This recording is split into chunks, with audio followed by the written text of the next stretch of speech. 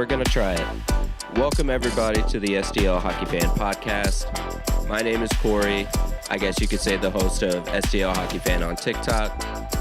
I'm the guy who makes all the what if videos, the what's your favorite, who's your most hated, all that stuff. The off season was a lot of that. Now it's predictions and reactions and all that stuff. I hope you guys are enjoying. I'm getting a lot of good feedback, a lot of good interaction and conversation with you guys, which is awesome. That's the whole point of this thing. So thank you guys so much just for being here. Actually, we can throw this out there now. We just hit 1,500 followers on TikTok, which is absolutely insane. I almost cursed there. I don't know if I want to do that here on this podcast yet or not. I don't know what kind of kiddos are listening in if they can, but we just hit 1,500. That's absolutely insane. Again, thank you all for, hitting that button. I know, people see it as just like a quick little thing that people can do. And, it doesn't take much effort and all of that, but it still means a lot to me because, just the fact that anybody's paying attention to this thing at all is really cool, and I'm just grateful and I really appreciate it. So we'll talk about a few things first, and then we'll go to the questions. But I just kind of want to explain, I guess, kind of the podcast. This is just kind of another area of media that I'd love to get, I guess STL Hockey Fan. I don't know what to call it. Is it a brand? Is it just a channel? I don't know what's going on. Nobody does. We're all looking into it. But the podcast thing is something that I've really wanted to do. I basically I've had the equipment here, just none of the, I had nothing to talk about. So, whenever I was doing this, I was mainly just doing, music production. And so I wasn't sure if I could just talk about like music or music production and like home studios and equipment and plugins and software and whatever. And that just that all seems pretty oversaturated. And then, basically and now I'm just getting into a story of myself. I was trying to think of what is something that is really, really fun for me. It's more of a hobby than something I'm trying to make my career, because those things are I guess they're a little more freeing. You feel like you don't have a ton of pressure on you. And my love for hockey is, what comes in there. My father getting me into it, and then, me just kind of grabbing hold and, pushing forward and being a fan on my own and all that stuff. I've had a journey. I've watched a lot of hockey. I've seen a lot of players. I know a lot of names. And honestly, in the off season, we did our little who wore these numbers. I learned a lot of names from that as well. So, I feel like moral of the story, I feel like this is something that I can sit here and talk about, and it's fun for me. And I can always, most of the time, I can always bring up an idea or something. I can always talk about this.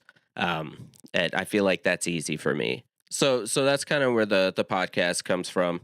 And that whole story right there is a good cautionary tale. I'm going to go on some rants here, okay? On top of that, I'm going to forget what I'm saying in the middle of saying it, because I have a horrible memory. I blame my mother. She has a horrible memory as well. So, speaking of horrible memory, I feel like that's something Blues fans have wanted to have when it comes to this season. So, let's talk about the last game against the Calgary Flames, the battle of the two last place teams to break the curse of the new home jersey, the new rebrand, yada yada. So this was a hell of a game, but it was also a little scary. Something that we're kind of seeing a trend with the Blues with our second period. in the first period, we get 3 goals.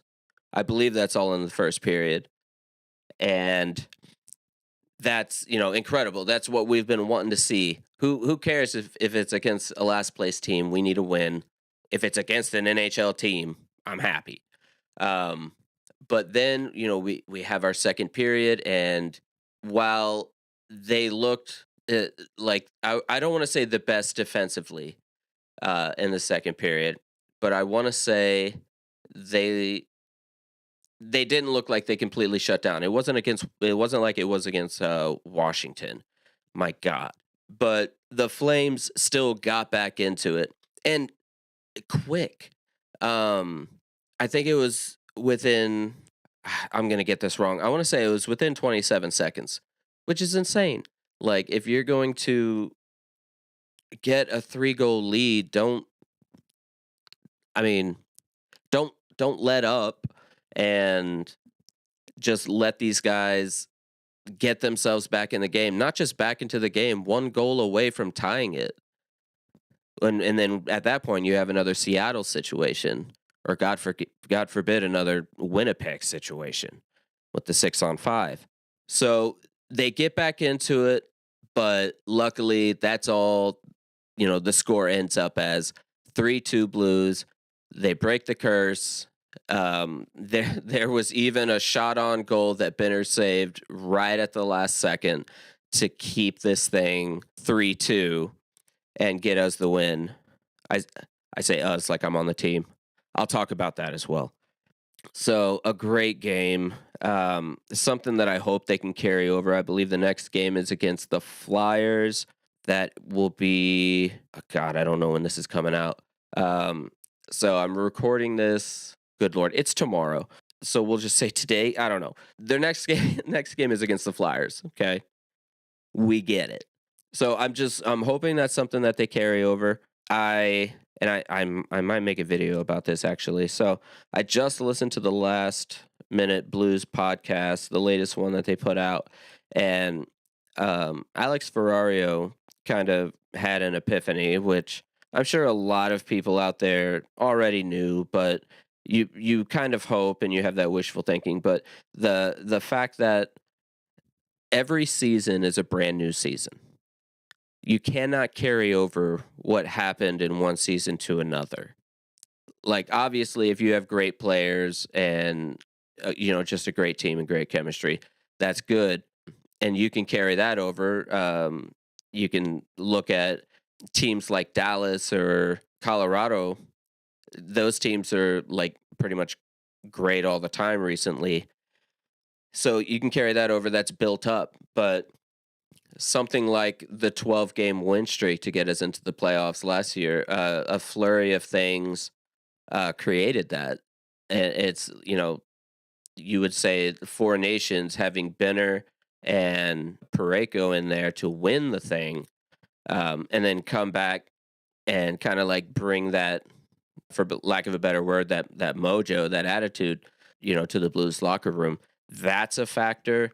Everybody got what was it, 2 weeks rest. That's a factor. You see where you're at in the standings, and kind of like the battle ahead of you. And that's you've got Bolduc, and you've got all these guys going through their things. You've got neighbors. Like, you don't have that right now. That's not something that you can carry over. And honestly, I'm guilty of the same thing. I simply thought that you could carry that over as well. Like, Fowler's not playing the way he was. Bucci is not playing the way he was. I always look at or remember the goal where he kicked it up to his stick to hit it in to the net. Buchnevich, like, he's not doing anything even remotely like that now. I understand that's like a once in a lifetime, maybe not once in a lifetime, but it's once. It's just once. But like, I don't know, just it's not like the move and what he did to get it into the net. It's just like the awareness and just I guess the hockey IQ and just all these things that, I don't know, it's just not adding up for him right now. So that's just something that I thought was kind of cool. or at least kind of eye-opening, is just knowing, and apparently Alex Ferrario had heard this from a hockey player or somebody.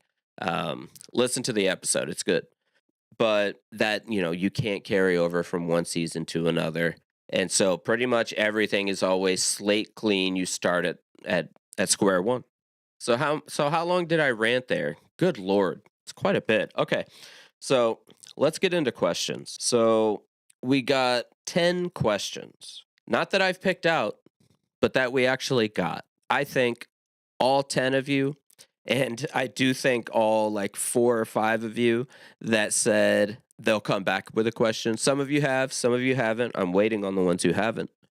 I do see you. So thank you guys so much for sending these in, helping me out. I can already tell this is going to be a learning curve. Even just like literally just sitting here talking by myself, so it's not something I do all the time. You know what I mean? As a normal sane person, I don't just sit here and talk to myself. So thank you guys for giving me something to talk about. So let's go ahead and start. We've got Caleb Enkelman. He says, when might they decide? And he's talking about the core $8 million players, uh, decide to start a game on time. Well, that's a pretty good question. So, that just falls into, when do you think your best players are going to play their best? And that's tough. Um, Apparently, right now, I think, and another thing I heard on Last Minute Blues podcast, apparently Buchnevich, Kyrou, and Thomas at even strength are combined for 5 goals this season. And those are your best players. You know, Bennington hasn't been incredible. Like lately, he's been doing better. He's, I guess, getting that goals against average down, but those are your best players, and they're not being your best players. So when are they going to start on time? Man, I would like to think we're getting there. The starts that we've had against, honestly, all of our starts have been pretty good. Granted, we've had some bad ones, but it's our second period. It's not that we're like not starting on time. It's that we're falling asleep at the wheel. So we'll start the game, right? We'll come in, first period, we've got a goal. Boom. And then in the earlier parts of the season, granted, we're only like 18 games in, there would be, after we score that goal, there's like 3 against us in a span of like a minute and a half, which would just kill us. So now we're getting to a point where it's like we have a good start and we're getting like we're getting a good lead in the first period. You can look at the game against, I think it was Detroit, where we had a 4-goal lead in the first period. You get to the second and we give up 6. And I'm sure the 6 was between the second and the third. I think one of them was in the third, but like we're falling asleep at the wheel. So that's what we have to clean up. I think we have a good first and we have a good third. The second is atrocious, and we need to fix that. I hope that answered your question, Caleb. And thank you so much for being here. Next, we've got Brian Bellerson. Will you be having lifelong fans as a guest on the podcast? If so, tell me the bar or wherever in the Lou, and I'll be there. Bobby's Place would be fired for that. So I would like to do something like that. I definitely have to figure out the remote guests thing, because I definitely want to do that. I've got a wife and kids here. I can't really like leave a whole lot. Like I have 2 children with autism. One of them must be supervised 24/7. Like there's no way. But I am doing guests soon because I actually have a guest scheduled. I will be recording with them in 4 days on the 17th, and it's actually somebody you guys may know. So I'll just leave it at that. But yes, to answer your question, I do want fans on to pretty much talk their journey and their story. I will find out a way to do that, and I will let you know. Thank you so much, Brian. Next one, Corbin. Would you rather have Nathan Walker or Matthew Joseph scratched?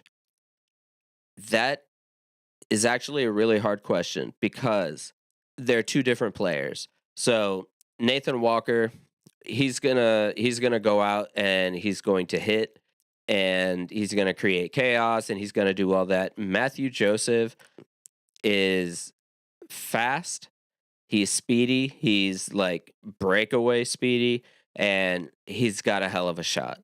No offense to Nathan Walker, but I would say offensively, I want Matthew Joseph. Nathan Walker, I would rather have not so much to score the goal, but to create the chaos that creates the opportunity for that goal. But, if I have to choose, give me Walker. We all love the Thunder from down under. All right. So, next one, Joe Gilbert. He says, do you have any active musical projects? P.S. Totally would love to support and collaborate with you on a podcast, seeing as how I have my Blues Fan podcast as well, which I do know that about you, Joe, and I would absolutely love to do that.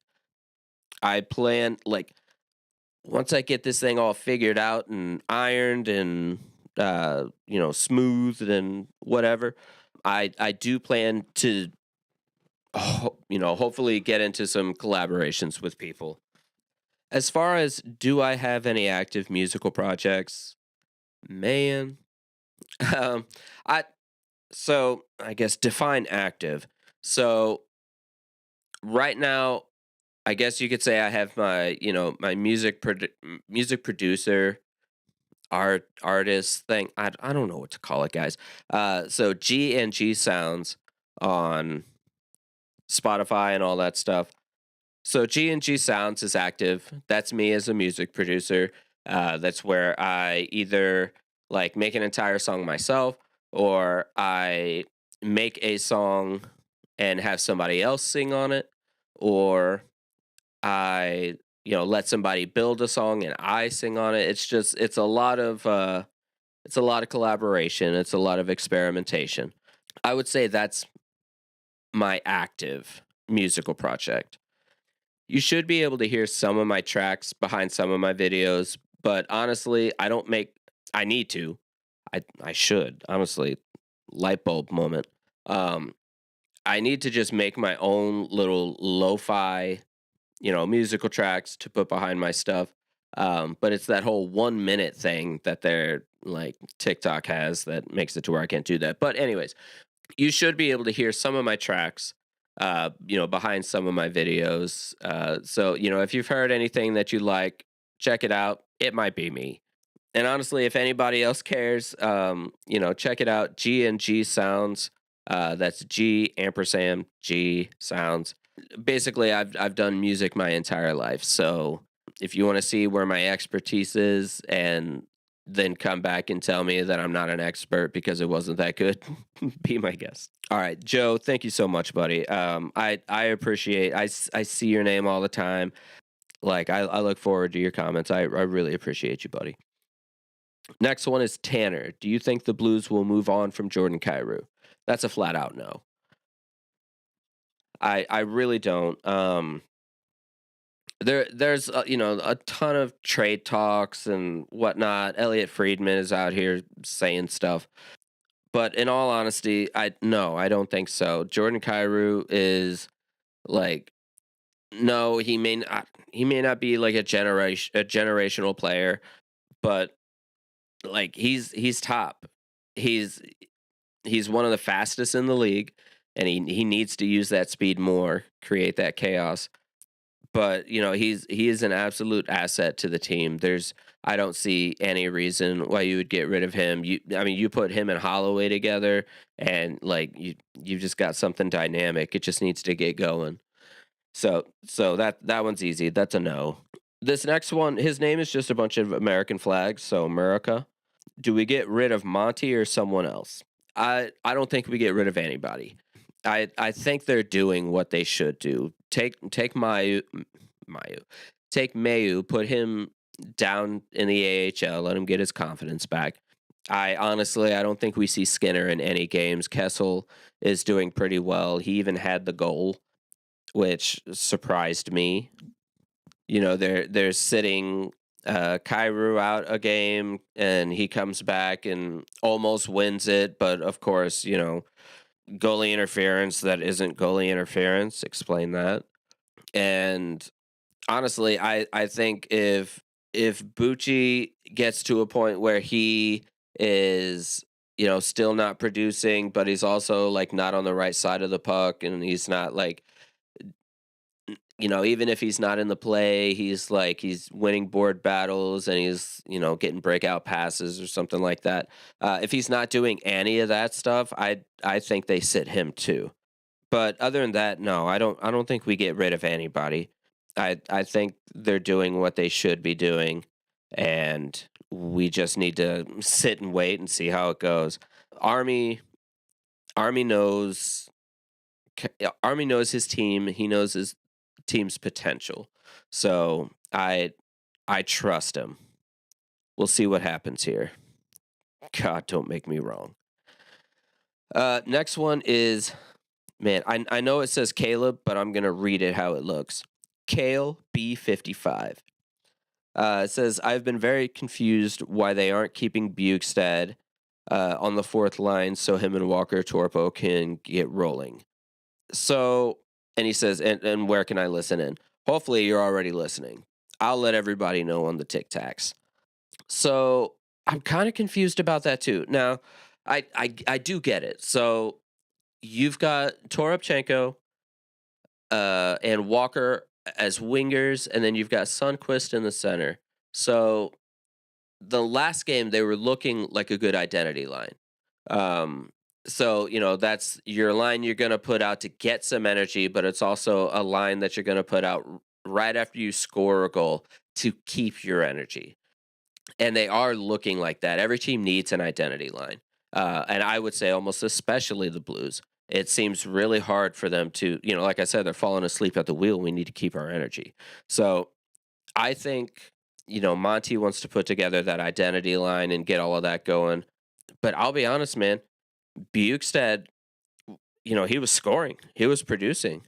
So I don't know. It's kind of a damned if you do, damned if you don't, I guess, because maybe he's not maybe if he's in the lineup, he puts us over the top. We don't lose to certain teams in 6-on-5 situations, but you also want that identity line, or maybe maybe you end up with a game more like the Detroit one where we give up 6 and lose 6-4, rather than a game like against the Flames where you win 3-2. So I don't know. That one's a really hard one for me. I get the identity line, but it sucks that Bukestad, he was producing. So you really want to keep him in, keep him going.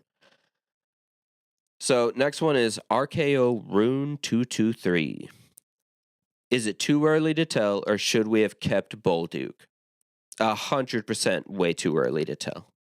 Because they're not, again, they're kind of like the whole Walker Joseph thing. They're two different players, but they're also two different players in two different points of their careers. So Bolduc, I could be wrong, but I'm fairly certain he had an entire season with the Blues last year. He scored 19 goals. He wanted to get to 20. He didn't get there, but he got a ton of experience there. And then Mayu, okay, so let's kind of go back here. So Bolduc, a forward, and then you have Mayu. Apparently defensemen are harder to develop. I just hear that a lot, so I'm just parroting that. And also he's only played 8 games in the NHL before this season. So, they're in different stages of their career. So I see like Bolduc now. I feel like would be hitting his peak. Mayu, I feel like he would hit his peak 2, maybe 3 years from now. So yes, way too early to tell. So next is Jason Nichols. What's with all the bogus Kairu trade talks the media are spreading? Man, I I mean it's got to be there's got to be something else about St. Louis that you can say. Like I get it they sat him. So like you could say they sat him because they're about to trade him. Or like they hear some rumblings from, about Doug Armstrong saying open for business, whatever. I I don't know. I hate it. I really don't think there is any truth to it. At least to they're not guessing right, but they are guessing that he would be traded. Yeah, I don't understand. It's just this sensationalism type thing, I guess. I don't know. It's crazy and I don't like it. But they're going to keep doing it. It gets clicks, it gets views, so, that's how that goes.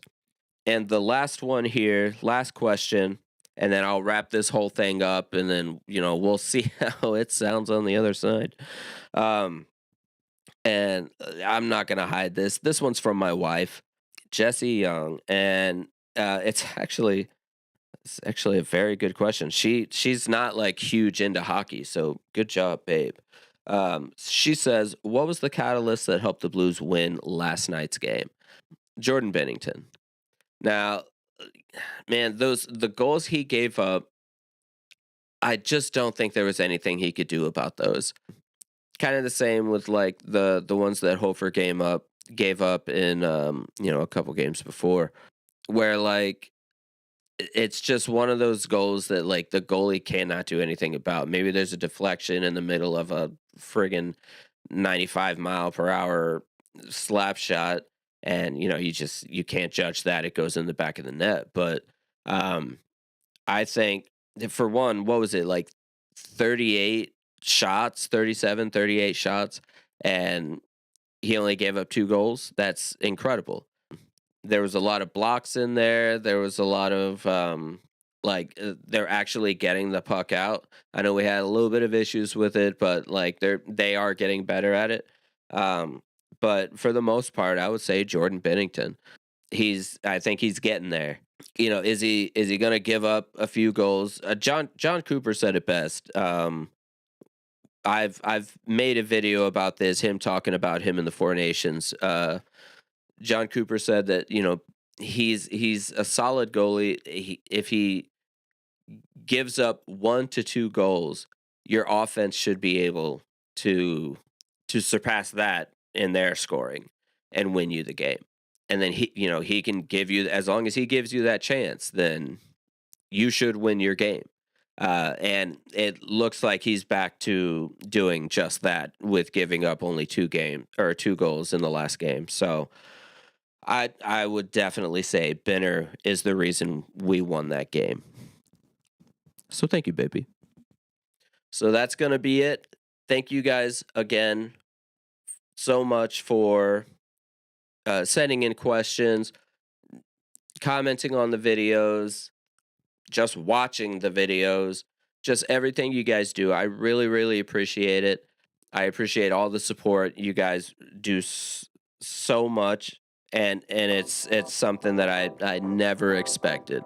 So again, thank you guys so much. I appreciate you guys. I love you guys. Let's go Blues.